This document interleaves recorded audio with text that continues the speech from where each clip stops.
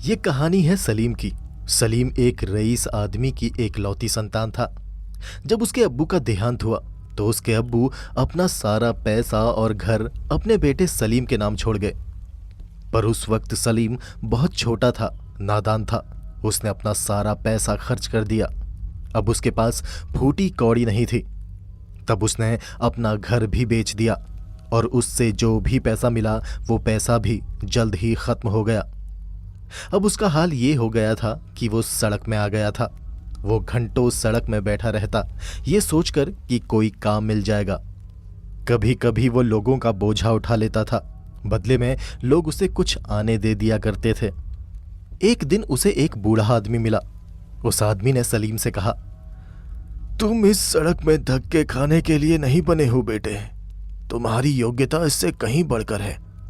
मैं तुम्हारा चेहरा पढ़ सकता हूं। मैं 10 और लोगों के साथ एक वृद्धाश्रम में रहता हूं। चलो हमारे साथ, हमारे लिए काम करो। सलीम ने सोचा कि वो वैसे भी दर बदर भटक रहा है, लोगों के बोझे उठा रहा है। उसने अपने मन में कहा, अच्छा होगा इस बूढ़े आदमी के साथ चला जाऊं। इन्हीं का नौकर बनकर रहूंगा। सर पर छत, भर पेट खाना और बदले में कुछ पैसे भी मिल जाएंगे। ये सोचकर सलीम उस बूढ़े आदमी के पीछे पीछे चल दिया। शहर की आड़ी टेढ़ी गलियों से होते हुए वो दोनों एक घर के बाहर आकर रुके। वो घर उस बूढ़े आदमी का था।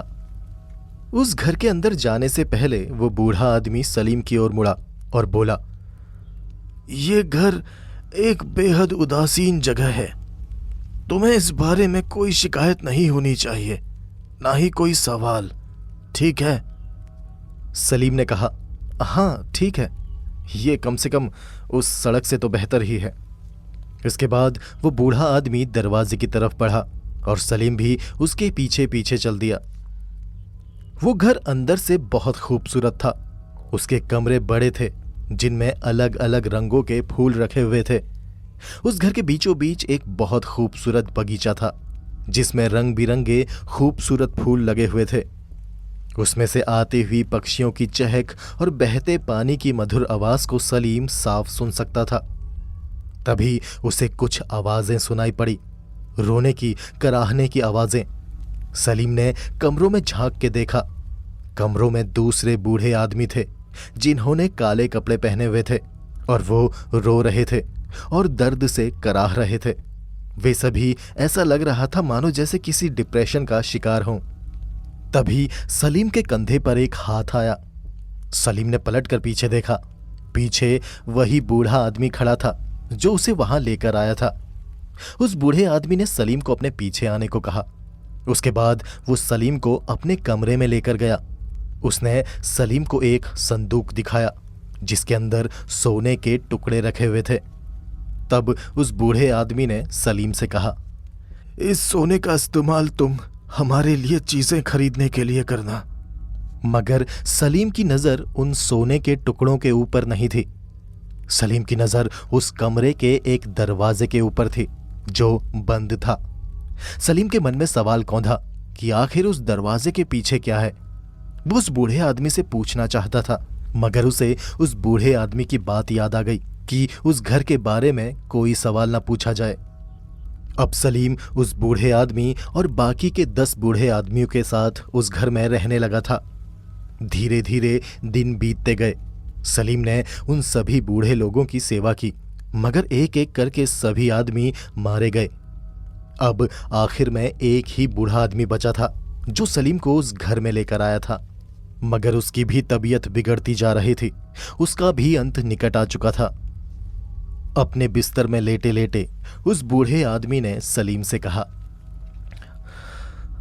बेटे बेटे सलीम, मैं भी अब अपने बाकी साथियों की तरह मरने वाला हूं।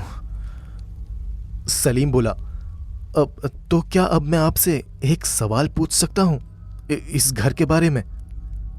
मैं जानता हूं तुम क्या पूछना चाहते हो सलीम, फिर भी मैं तुम्हारे मुंह से सुनना चाहता हूं। पूछो। सलीम बोला, आप इतने दुखी, इतने बीमार क्यों हैं? और उस बंद दरवाजे के पीछे क्या है? ये मैं तुम्हें नहीं बता सकता। उस बूढ़े आदमी ने कहा। बस तुम उस दरवाजे को कभी खोलने की कोशिश मत करना। अगर तुमने उसे खोला तो तुम भी सारी जिंदगी दुखी और उदास रहोगे। इतना कहकर उस बूढ़े आदमी ने अपना दम तोड़ दिया। अब उस बूढ़े आदमी का सारा पैसा, सोना और वो घर सलीम का हो गया था। अब सलीम फिर से अमीर हो चुका था, पर वो खुश नहीं था। उसके अंदर एक बेचैनी थी, क्योंकि कई सवाल थे जो उसके मन में उथल पुथल मचा रहे थे। वो सारा वक्त उन बूढ़े आदमियों के बारे में ही सोचता रहता था कि आखिर क्या वजह थी वो सारे उदास रहते थे। क्या चीज थी जो उन्हें बीमार रखती थी, और उस बंद दरवाजे के पीछे क्या रहस्य है? ऐसा क्या है उसके पीछे जो सलीम को नहीं मालूम? सलीम को कैसे भी करके इन सवालों के जवाब ढूंढने